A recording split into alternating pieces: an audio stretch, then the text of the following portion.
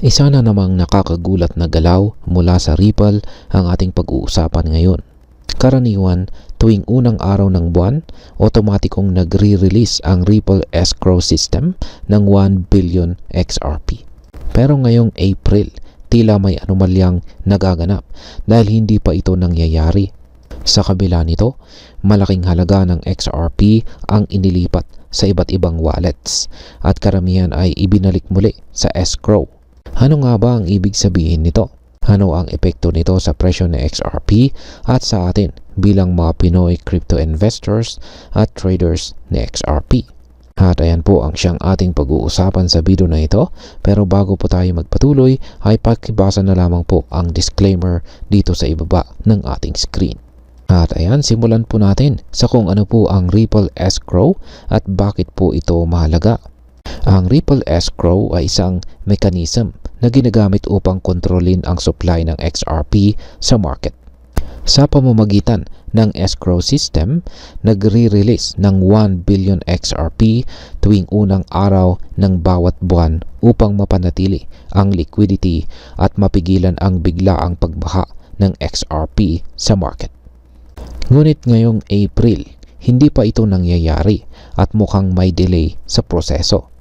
Sa kabila ng kawalan ng escrow release, patuloy pa rin ang galaw ng malalaking halaga na XRP.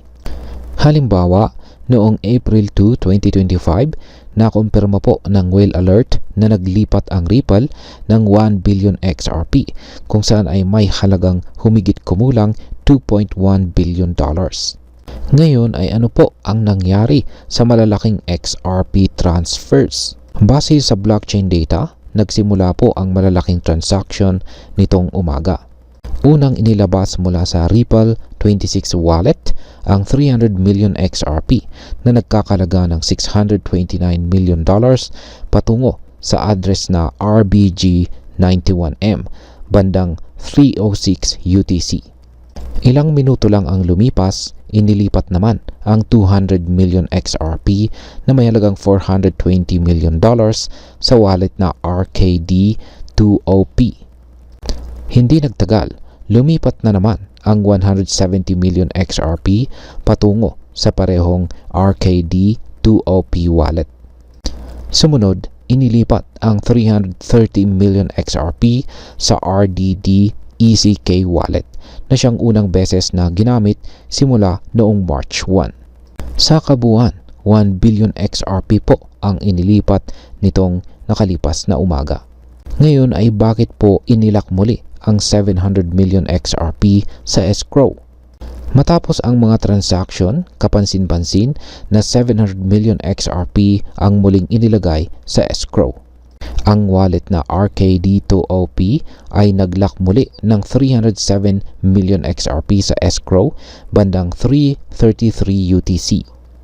Ang wallet na RDD-ECK ay naglock din ng 330 million XRP bandang 3:36 UTC.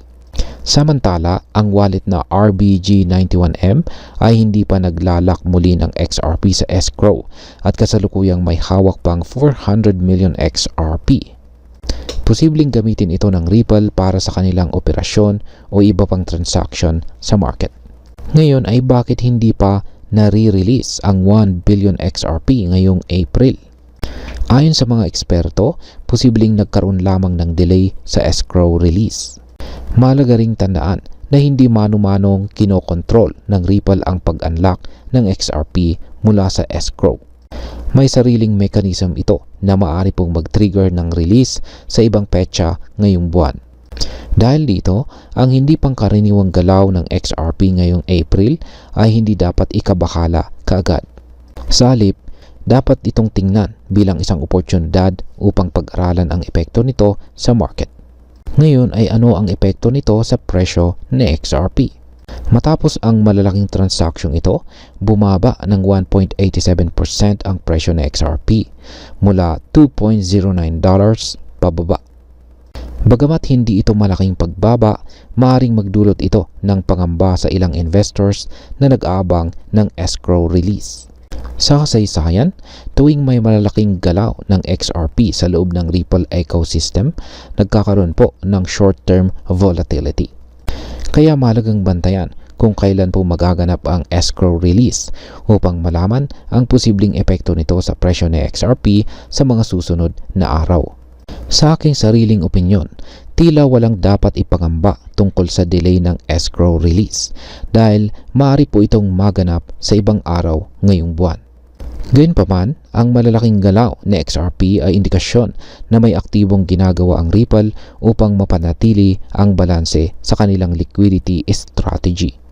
Para sa mga traders at investors, ito po ay isang paalala na dapat po nating bantayan ang mga on-chain movements ng malalaking crypto firms tulad ni Ripple. Hindi dahil walang escrow release ay nangangahulugan na may problema. Maring ito ay isang simpleng adjustment sa kanilang release schedule. Ang pinakamahalaga ay manatiling updated at magpatuloy po sa pag-aaral ng market trends. Hindi lang tayo dapat umaasa sa hype o FUD, kundi sa tamang datos at analysis. At ayan, hanggang dito na lamang po tayo sa video na ito mga ka-crypto. Marami pong salamat sa panonood. Ingat po tayo lagi at God bless po sa ating lahat.